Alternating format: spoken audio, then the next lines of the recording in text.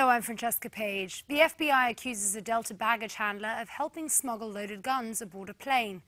Officials say 5 people are in custody following an 8-month investigation.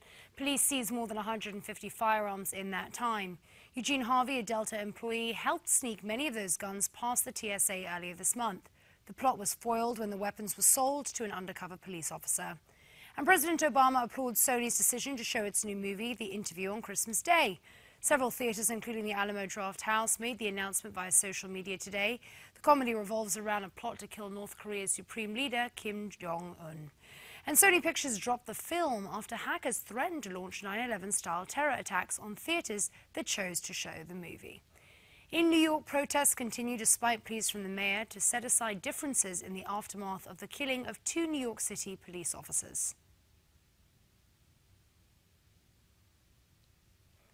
The mayor laid flowers at the memorial of the 2 slain police officers. The funeral for Officer Rafael Ramos is set for this weekend. Plans are still being made for the funeral of Officer Wen Jianlu. And Americans now say they support President Obama's plan to restore diplomatic ties with Cuba. According to the latest Washington Post ABC poll, nearly 70% of respondents believe the trade embargo should be lifted, and nearly 3/4 of those surveyed support ending travel restrictions. Meanwhile, internet in North Korea is still spotty. Several reports say the entire country was taken offline for nearly 10 hours, and the connection has been intermittent today. U.S. officials won't say if they were responsible for the takedown. The U.S. offers a $5 million bounty for the recapture of an Islamic terrorist freed 6 years ago from Guantanamo Bay. After he was freed, the Saudi national was sent to a terrorist rehab program in his home country, but now the State Department has added his name to a terror list, and they say he is working with al-Qaeda in Yemen. The militant has called for attacks against both U.S. targets and the Saudi royal family. And a New York congressman pleads guilty today to a felony tax evasion charge.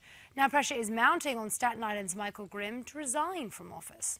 He's accused of hiding $1 million in sales and wages at a Manhattan restaurant he owns.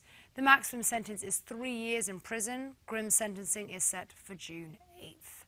The markets have been itching towards record numbers. The Dow has been up over 18,000 for much of the morning, and the S&P 500 has been trading around record highs as well. Stocks are being fueled by news of 5% economic growth in the 3rd quarter. For all of your financial news, visit moneynews.com. That's your latest Newsmax Now update. As always, stay connected with us at newsmax.com, and we'll see you back here in 30 minutes.